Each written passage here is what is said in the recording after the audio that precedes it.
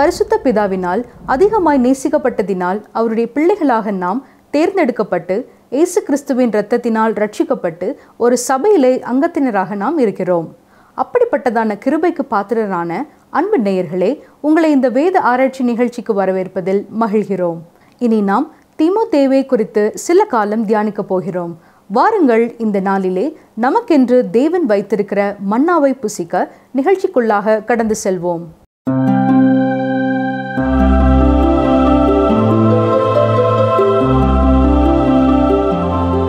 வேத வசனங்களுக்காக காத்திருக்கும் உங்களை வாழ்த்தி வரவேற்கிறேன். இன்று முதல் நாம் பவுல் அப்போஸ்தலன் எழுதிய மற்றும் ஒரு நிருபத்தை பார்க்க போகிறோம். 1 தீமோத்தேயு பவுல் எழுதிய இன்னும் சில கடிதங்களை நமக்கு அறிமுகப்படுத்துகிறது. அதாவது 1 தீமோத்தேயு, 2 தீமோத்தேயு, தீத்து ஆகிய 3 நிருபங்களையும் நமக்கு அறிமுகப்படுத்துகிறது. இந்த நிருபங்களை போதக நிருபங்கள் என்று நாம் கூறலாம். ஏனென்றால் இது ஒரு தனி திருச்சபை குறித்து பேசுகிறது. இந்த கடிதங்களிலே நமக்கு ஆர்வம் தரும் காரியம் என்னவென்றால், அவற்றில் குழந்தை பருவ திருச்சபையின் நிலையை அறிகிறோம். அந்த ஆரம்ப நாட்களிலே அது புறமத கடலில் ஒரு தீவாக இருந்தது. புதிய விசுவாசிகள் தங்கள் புறமத தோற்றத்திலிருந்து ஒரே ஒரு பிரிவாக இருந்தனர். அவர்கள் வந்த புறமதத்திற்கு திரும்புவது அவர்களுக்கு மிகவும் எளிதாக இருந்திருக்கும். அந்த மோசமான சூழ்நிலை எல்லா இடங்களிலேயும் இருந்தது. இதை தெளிவாக அறிந்திருந்ததால் தான் பவுல் இந்த கடிதங்களை எழுதினார்.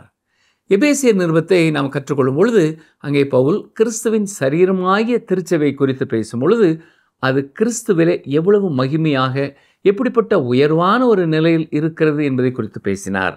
அதாவது கண்ணால் காண முடியாத சபையாகிய சரீரத்தின் அங்கமாய் இருக்கிற எல்லா விசுவாசிகளை குறித்தும் அவர் பேசினார். இப்பொழுது ஒரு குறிப்பிட்ட திருச்சபையில் காணப்பட வேண்டிய காரியங்களை குறித்து பேசுகிறார். 1 தீமோத்தேயு முழு வேத புத்தகத்திலும் திருச்சபை தலைமை மற்றும் அமைப்புக்கான மிக தெளிவான மற்றும் முழுமையான வழிமுறைகளை வழங்குகிறது. இதில் வழிபாட்டு கூட்டங்களில் பொருத்தமான நடத்தை, மூப்பர்கள் மற்றும் டீக்கன்கள் அவர்களின் தகுதிகள் மற்றும் திருச்சபை ஒழுக்கத்தின் சரியான வரிசை பற்றிய பிரிவுகளையும் நாம் பார்க்கலாம். கிறிஸ்தவ தலைவர்களையும் அவர்கள் மேற்பார்வையிடும் சபைகளையும் வழிநடத்த தேவையான பரிசுத்தத்தை வலியுறுத்த உதவும் வகையில் நடைமுறை விஷயங்களை பற்றி பவுல் தீமோத்தேயுக்கு எழுதியிருக்கிறார். சிலுவை வடிவத்திலே ஒரு கட்டிடம் இருந்தால் அது ஒரு சபையாக முடியாது. உயர்ந்த கோபுரமும் இனிமையான ஒரு மணியும் இருந்தால் மட்டும் அது ஒரு திருச்சபையாக முடியாது. அழகான ஒரு பாடகர் குழுவும் நின்று செய்தி கொடுப்பதற்கு சிறந்த ஒரு பிரசங்க பீடமும் இருந்தாலும் அதை ஒரு சபை என்று நாம் சொல்ல முடியாது. ஒரு திருச்சபை என்றால் சில அடையாளங்கள் காணப்பட வேண்டும். இந்த 3 நிருபங்களும் அப்போஸ்தலனாகிய பவுலோடு பணி செய்த 2 இளம் ஊழியர்களுக்கு எழுதப்பட்டது. அவர்கள்தான் தீமோத்தேயுவும் தீத்துவும். அவர்கள் பவுலின் ஊழியத்திலே கிடைக்கப்பெற்ற கனிகள். இவர்கள் இருவரையும் தன் ஊழியத்தில் பவுல் உதவியாளர்களாக பயன்படுத்தினார். ஒரு ஸ்தல திருச்சபை என்றால் அது எப்படி இருக்க வேண்டும் என்பதை குறித்து அவர்களுக்கு கற்றுக் கொடுக்கிறார். இந்த 3 நிருபங்களிலும் 2 முக்கியமான காரியங்களை குறித்து பவுல் பேசுகிறார். ஒன்று, அந்த திருச்சபையின் விசுவாசம். இரண்டாவதாக அந்த திருச்சபையின் நடத்தை. திருச்சபைக்குள்ளே ஆராதனை சரியானதாக இருக்க வேண்டும். திருச்சபைக்கு வெளியே நற்செயல்கள் வெளிப்படுவதாய் காணப்பட வேண்டும். தேவனை ஆராதிப்பது திருச்சபையின் உட்புறத்தில் காணப்பட வேண்டிய காரியம். நற்செயல்கள் அவிசுவாசிகளும் பார்க்கத்தக்கதாய் வெளிப்பிரகாரமாய் செய்யப்பட வேண்டிய ஒன்று. இவ்வாறுதான் திருச்சபை தன்னை வெளிப்படுத்த வேண்டும். இந்த 3 நிருபங்களிலும் பவுல் இந்த 2 காரியங்களை குறித்தும் தெளிவுபட எழுதியிருக்கிறார். உதாரணமாக 1 தீமோத்தேயு 1ஆம் அதிகாரத்தில் திருச்சபையின் நம்பிக்கை அல்லது மத கோட்பாடு என்ன என்பதை குறித்து எழுதுகிறார். 2வது அதிகாரத்தில் திருச்சபையின் ஒழுங்கை குறித்து கூறியிருக்கிறார். 3வது அதிகாரத்திலே திருச்சபையின் பொறுப்பாளர்களை குறித்து பேசுகிறார். 4ஆம் அதிகாரத்தில் வரப்போகிற வேத புரட்டை குறித்து அவர் எழுதுகிறார். 5ஆம் 6ஆம் அதிகாரங்களிலே திருச்சபையின் பொறுப்பாளர்களுடைய பணிகள் என்ன என்பதை குறித்து எழுதியிருக்கிறார். 2 தீமோத்தேயு நிருபத்தில் 1 அதிகாரத்தில் திருச்சபை படும் பாடுகளை குறித்து பேசுகிறார். 2ஆம் அதிகாரத்திலே திருச்சபையின் செயல்பாடுகளை குறித்து பேசுகிறார். மேலும் தொடர்ந்து வரப்போகும் வேத புரட்டை குறித்தும் எழுதியிருக்கிறார். 3ஆம் 4ஆம் அதிகாரங்களில் திருச்சபையின் விசுவாசத்தை குறித்து பேசுகிறார். எனவே திருச்சபையின் உள்ளே காணப்பட வேண்டிய மத கோட்பாடு அல்லது நம்பிக்கை என்ன என்பதை குறித்து எழுதியிருக்கிறார். தீத்துவுக்கு எழுதிய நிருபமும் இதே கருத்தில் எழுதப்பட்டிருக்கிறது. முதல் அதிகாரத்தில் திருச்சபையில் காணப்பட வேண்டிய ஒழுக்கத்தை குறித்து எழுதுகிறார். 2ஆம் அதிகாரத்திலே வேத புரட்டை பற்றி கூறுகிறார். 3ஆம் அதிகாரத்திலே திருச்சபை மக்கள் எப்படி நற்கிரியை செய்கிறவர்களாய் இருக்க வேண்டும் என்று எழுதியிருக்கிறார். இந்நாட்களில் ஒவ்வொரு இடங்களிலும் சிறு சிறு குழுக்களாக திருச்சபை தன்னை வெளிப்படுத்துகிறது. முதலாவதாக ஒரு ஆலயம் கட்டப்படுகிறது. ஆனால் பவுலின் காலங்களிலே ஆலயத்திற்கென்று தனி கட்டிடங்கள் இல்லை. அந்நாட்களில் அது அவர்களுக்கு தேவையானதாகவும் இல்லை. பொதுவாக அவர்கள் வீடுகளிலே அல்லது பொது கட்டிடங்களிலே கூடினார்கள். எபேசு பட்டணத்திலே திறனு என்பவனுடைய கலாசாலையைத்தான் பவுல் அப்போஸ்தலன் பயன்படுத்தினார். அதுவே எபேசு பட்டணத்தில் சபை கூடி வரும் இடமாய் இருந்தது. சரி, ஒரு தனி சபை என்னென்ன குணநலன்களை உடையதாய் இருக்க வேண்டும்? முதலாவதாக அதற்கென்று ஒரு அடிப்படை நம்பிக்கை அல்லது கோட்பாடு அவசியம். அதாவது அவர்களின் விசுவாச அறிக்கை சரியானதாகவும் மற்றும் தெளிவானதாகவும் இருக்க வேண்டும். இந்த நிறுவனங்களில் பவுல் கூறும் செய்தியை 2 வசனங்களிலே தொகுத்து கொடுக்கப்படுகிறது. முதலாவதாக 1 தீமோத்தேயு 1ஆம் அதிகாரம் 3ஆம் வசனம், வேற்றுமையான உபதேசங்களை போதியாதபடிக்கும் விசுவாசத்தினால் விளங்கும் தெய்வீக பக்தி விருத்திக்கு ஏதுவாயிராமல் தர்க்கங்களுக்கு ஏதுவாயிருக்கிற கட்டுக்கதைகளையும் முடிவில்லாத வம்ச வரலாறுகளையும் கவனியாதபடிக்கு நீ சிலருக்கு கட்டளையிடும் பொருட்டாக. பிரியமானவர்களே, திருச்சபையானது சரியான கோட்பாட்டை அல்லது விசுவாச கொள்கையை உடையதாய் இருக்க வேண்டும். எனவேதான் ஒரு ஆலய கட்டிடமோ ஒரு கோபுரமோ திருச்சபை ஆகாது என்று கூறினேன். இளம் ஊழியரான தீமோத்தேயுவுக்கு பவுல் சொல்கிற மற்றும் ஒரு ஆலோசனை கவனியுங்கள். 1 தீமோத்தேயு 3:15, தாமதிப்பேனாகில் தேவனுடைய வீட்டிலே நடக்க வேண்டிய வகையை நீ அறியும்படி இவைகளை உனக்கு எழுதுகிறேன். அந்த வீடு ஜீவனுள்ள தேவனுடைய சபையாய் சத்தியத்துக்கு தூணும் ஆதாரமுமாய் இருக்கிறது. ஒரு குறிப்பிட்ட இடத்தில் உள்ள சபை கிறிஸ்துவின் சரீரத்தின் அங்கங்களாக இருக்கிறார்கள். அவர்கள் சரியாய் செயல்பட வேண்டுமென்றால் அங்கே ஒரு தலைமைத்துவம் வேண்டும். ஆலயத்தை சுத்தம் செய்ய ஒருவர் வேண்டும். பாய் விரிக்க, நாற்காலிகளை வரிசைப்படுத்த, மேஜைகளை துடைக்க ஒருவர் தேவை. சில இடங்களிலே போதகர் தான் ஆலயத்தை பெருக்கி சுத்தம் செய்ய வேண்டியது இருக்கும். சில இடங்களிலே முதலாவது ஆலயத்துக்கு வருபவர்கள் ஆலயத்தை சுத்தம் செய்வார்கள். மேலும் ஆலயத்தில் பாடல்களை நடத்த ஒரு அருமையான பாடல் குழு இருப்பது மிகவும் சிறந்தது. மட்டுமல்ல, சபைக்கு பொறுப்பாளர்கள் தேவை. அவர்கள் சில தகுதிகளை உடையவர்களாய் இருக்க வேண்டும். திருச்சபை ஒழுங்கும் கிரமமுமாக நடத்தப்பட்டு சமுதாயத்திலே நற்செயல்களை செய்கிறதாய் இருக்க வேண்டும். ஆனால் துரதிர்ஷ்டவசமாக நாம் வேதனைப்படும் ஒரு காரியம், அநேக இடங்களிலே திருச்சபை சுற்றி இருப்பவர்களுக்கு சாட்சியாக நற்செயல் செய்கிறதாய் இல்லை. இந்த போதக நிறுவனங்களில் இருந்து 3 வகையான திருச்சபை அமைப்புகள் ஏற்படுகின்றன. கடந்த காலங்களிலே திருச்சபை அடிப்படை கொள்கைகளிலே அதிகமாய் வேறுபடவில்லை. ஆனால் அந்த திருச்சபையின் ஆளுகை அமைப்பு வேறுபட்டது. இந்த 3 நிறுவனங்களிலிருந்து எப்படி வெவ்வேறு வகையான திருச்சபை அரசியல் அமைப்புகள் வந்தது என்பது எவருக்குமே வியப்பாகத்தான் இருக்கிறது.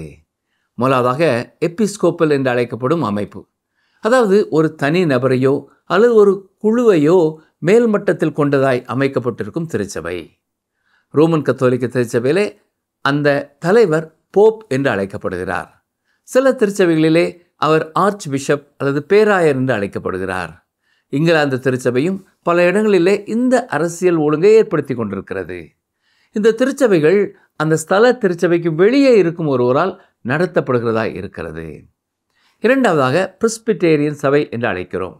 அந்த திருச்சபையின் சில அங்கத்தினர்களே அந்த திருச்சபைக்கு பொறுப்பாளர் ஆகிறார்கள். ஒரு குறிப்பிட்ட இடத்தில் இருக்கும் திருச்சபை தங்களில் சிலரை தெரிவு செய்து அவர்களை மூப்பர்கள் என்றோ டீக்கன்கள் என்றோ அழைக்கிறார்கள். இவர்களே அந்த ஸ்தல திருச்சபையை நிர்வாகம் செய்கிறார்கள். ஆனால் துரதிர்ஷ்டவசமாக இப்படிப்பட்ட ஸ்தல திருச்சபைகளின் ஒரு கூட்டமைப்பும் மேல்மட்டத்திலிருந்து இந்த திருச்சபைகளை கட்டுப்படுத்த முடியும். 3வது வகை திருச்சபை ஒன்று இருக்கிறது. இது எபிஸ்கோப்பல் திருச்சபைக்கு நேர் எதிரான ஒன்று. இதை காங்கிரிகேஷனல் திருச்சபை என்று ஆங்கிலத்தில் கூறப்படுகிறது. இந்த திருச்சபை அமைப்பை காங்கிரிகேஷனல் திருச்சபையிலும் பாப்டிஸ்ட் திருச்சபைகளிலேயும் நாம் பார்க்கலாம். இங்கே அந்தந்த திருச்சபை மக்களே தீர்மானங்களை எடுக்கிறார்கள். அவர்களே தங்கள் சபையை ஆளுகிறவர்களாக இருக்கிறார்கள். ஒரு ஸ்தல திருச்சபையின் எல்லா தீர்மானங்களும் அந்த ஸ்தல அங்கத்தினர்களாலேயே எடுக்கப்படுகிறது. மேல் மட்டத்திலிருந்து எந்த விதமான அரசியலும் இடையூறும் இப்படிப்பட்ட திருச்சபைக்குள் நுழைய முடியாது. வரும் நாட்களிலே இப்படிப்பட்ட திருச்சபைகளும் வீடுகளில் கூடி கர்த்தரை ஆராதிக்கும் திருச்சபைகளும் வளர்ச்சி அடையும்.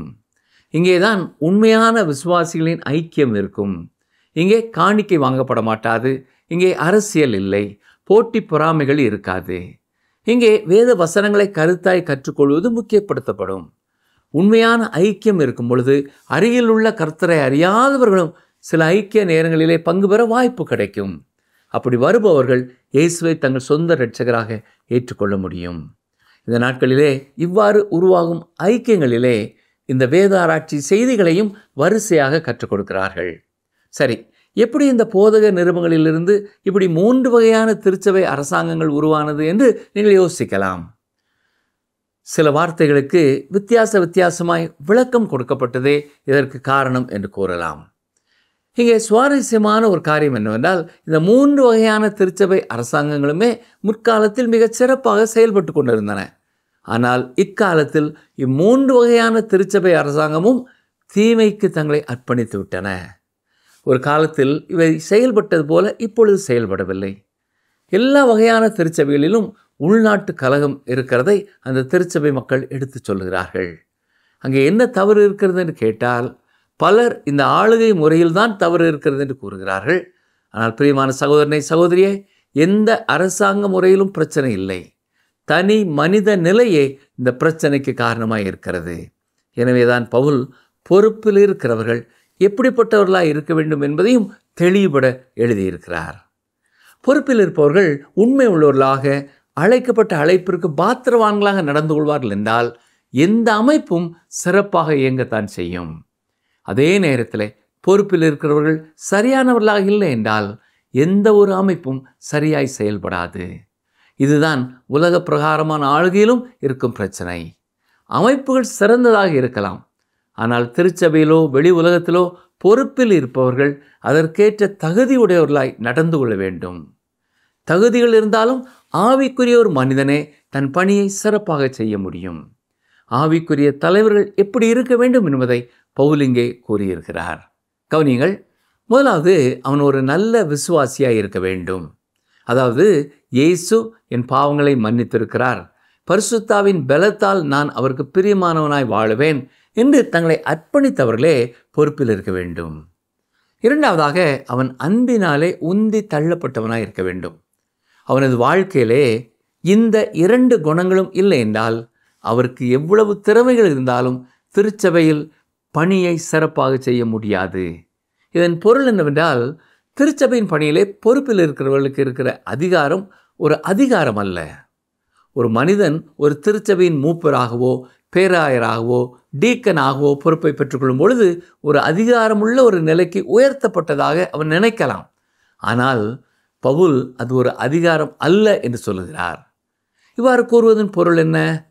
கிறிஸ்துவே திருச்சபையின் தலைவராக இருக்கிறார். தூய ஆவியானவரே வழிநடத்தலை கொடுப்பவராய் இருக்கிறார்.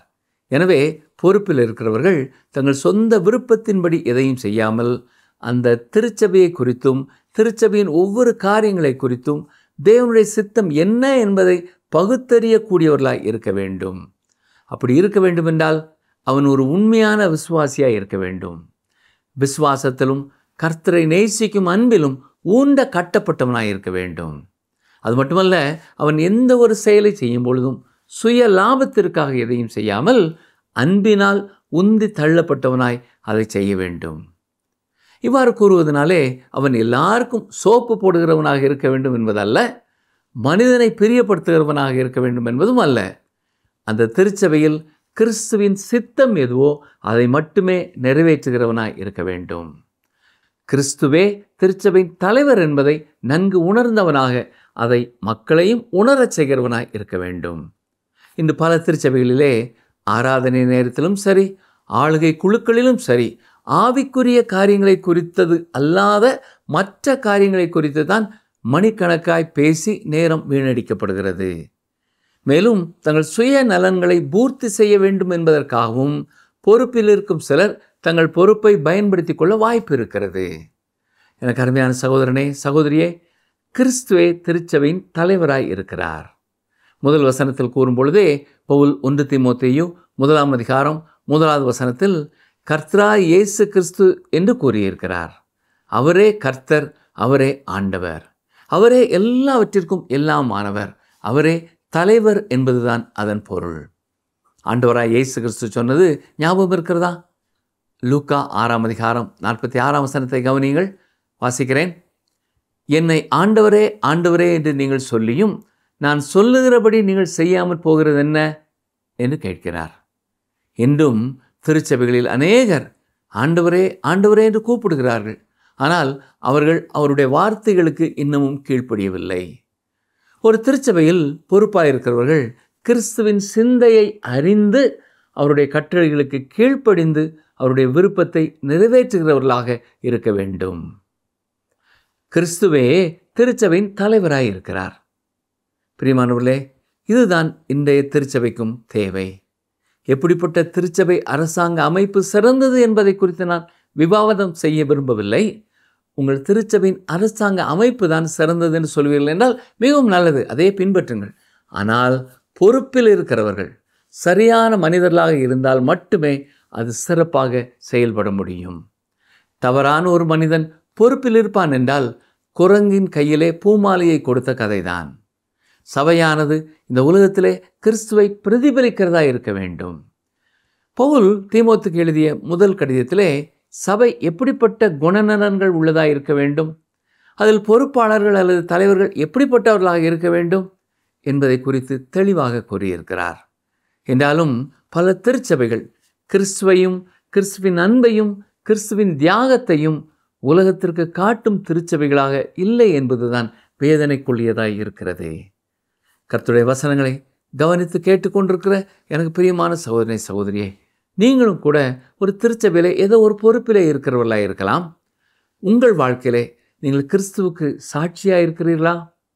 உங்கள் வாழ்க்கையில் அன்பினால் ஏவப்பட்டவர்களாக உங்கள் பணிவிடைகளை நிறைவேற்றுகிறீர்களா? உங்களோடு இணைந்து திருச்சபையை வழிநடத்தும்படியாய் அழைக்கப்பட்டிருக்கிற மற்ற சகோதர சகோதரிகளோடு கூட நீங்கள் உண்மையாகவே ஐக்கியம் உள்ளவர்களாக இருக்கிறீர்களா? கொஞ்சம் யோசித்து பாருங்கள். கர்த்தர் மேல் உங்களுக்கு இருக்கும் விசுவாசம் எப்படிப்பட்டதாக இருக்கிறது? அவர் மேல் உங்களுக்கு இருக்கும் அன்பு எப்படிப்பட்டதாக இருக்கிறது? சக விசுவாசிகளை குறித்து நீங்கள் என்ன எண்ணமுள்ளவர்களாக இருக்கிறீர்கள்? உங்கள் திருச்சபை இந்த உலகத்திலே எப்படிப்பட்ட திருச்சபையாக இருக்க வேண்டும் என்று தேவன் விரும்புகிறார் என்பது உங்களுக்கு தெரியுமா? உங்கள் திருச்சபையின் நடவடிக்கைகளை பார்க்கிற தேவனே அறியாத மனிதர்கள் இயேசுவை அறிந்து கொள்ள முடியுமா? உங்கள் சபை ஒரு சாட்சியான சபையாக இல்லை என்பதை உணர்வீர்கள் என்றால், ஆண்டவரே நான் என்ன செய்ய சித்தமாய் இருக்கிறீர் என்று கேளுங்கள். மேலும் உங்களை போன்ற பாரமுள்ளவர்களை ஒருங்கிணைத்து ஜெப நேரங்களை ஏற்படுத்துங்கள். திருச்சபையின் சாட்சி குறைவாய் காணப்படும் காரியங்களை குறித்து பொறுப்பாளர்களிடத்தில் பேசுங்கள். நீங்கள் பேசும் பொழுது பரிசுத்த ஆவியானவர் அவர்கள் உள்ளத்தை தொட முடியும். இயேசுவின் நாமம் தூஷிக்கப்படும்படியாக சபையிலே நடைபெறும் காரியங்களை சரி செய்ய நீங்கள் எடுக்க வேண்டிய முயற்சியை ஜெபத்தோடும் கருத்தோடும் எடுத்து செயல்படுங்கள். மற்றவர்கள் இரட்சிப்பின் அனுபவம் இல்லாதவர்கள் என்று சொல்லி நீங்களும் ஒதுங்கிக் கொள்ள முயற்சி எடுக்காதீர்கள். கிறிஸ்துவுக்காக பேசும்படியாய் இந்த காலத்திலே கர்த்தர் உங்களைத்தான் அந்த இடத்துல வைத்திருக்கிறார் என்பதை மறந்து போக வேண்டாம். உங்களுக்கு இந்த பொறுப்பை கொடுத்தது இந்த சபை மக்கள் அல்ல, கர்த்தரே என்பதை உணர்ந்து நீங்கள் செயல்படுங்கள். எனவே கிறிஸ்துவின் நாமம் உங்கள் திருச்சபை மூலம் மகிமைப்படும்படியாய் நீங்கள் செய்ய வேண்டிய காரியங்களை செய்து முடிக்க கர்த்தர் உங்களுக்கு பலன் தந்தருள்வாராக. என்னை பலப்படுத்துகிற கிறிஸ்துவினாலே எல்லாவற்றையும் செய்ய எனக்கு பலன் உண்டு என்ற தைரியத்தோடும் விசுவாச சகோதரர்களின் உதவியோடும் செயல்படுங்கள். கர்த்தர் தாமே உங்களையும் உங்கள் குடும்பத்தையும் ஆசீர்வதிப்பாராக. ஆமென்.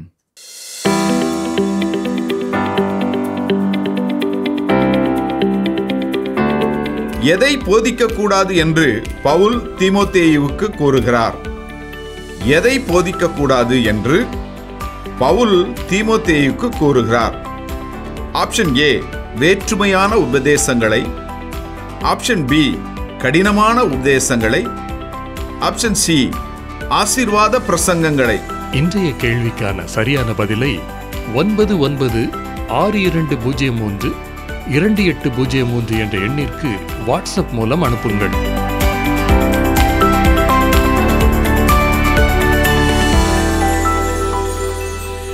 அன்பு நேயர்களே, இந்த நாளின் வேத ஆராய்ச்சி உங்களுக்கு பிரயோஜனமாக இருந்திருக்கும் என்று நம்புகிறோம். இந்த நாளிலே நாம் திருச்சபைகள் எப்படியாக இருக்க வேண்டும், அதனுடைய ஆராதனை ஒழுங்குமுறைகள் எப்படி இருக்க வேண்டும், ஒரு திருச்சபை பிற மதத்தவர் மத்தியில் எப்படி சாட்சியாக இருக்க வேண்டும் என்று பார்த்தோம். இன்றைய திருச்சபைகள் அவ்வாறாக இல்லை என்பது வருந்தத்தக்க வேதனைப்படக்கூடிய ஒரு விஷயம்தான். எனவே சபை சரியாக இருக்க வேண்டுமானால் தனிப்பட்ட மனிதர்களாகிய நம் ஒவ்வொருவருடைய வாழ்க்கை சரியாக இருக்க வேண்டும். நாம் அனைவருமே ஜீவக்கற்கள் என்று பேதுரு கூறுகிறார். நாம் செல்லும் திருச்சபை தேவனால் நமக்கு கொடுக்கப்பட்ட இடம் என்றும், தெய்வ சித்தத்தை நிறைவேற்றுவதற்காக நாம் அங்கு வைக்கப்பட்டுள்ளோம் என்றும் உறுதியாக நம்புகிறோமா? அந்த நிச்சயம் நம்மில் உண்டா? இந்த நிகழ்ச்சி உங்களுக்கு பிடிச்சிருக்கா? அப்ப இப்பவே மிஸ்டர் கால் கொடுங்க. பரிசு வெல்றது நீங்களாவும் இருக்கலாம்.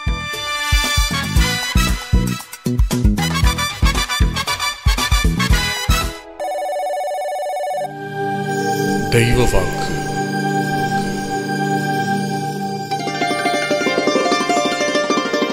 நீதி நிமித்தம் துன்பப்படுகிறவர்கள் பாக்கியவான்கள், பரலோக ராஜ்யம் அவர்களுடையது. மத்தேயு 5:10.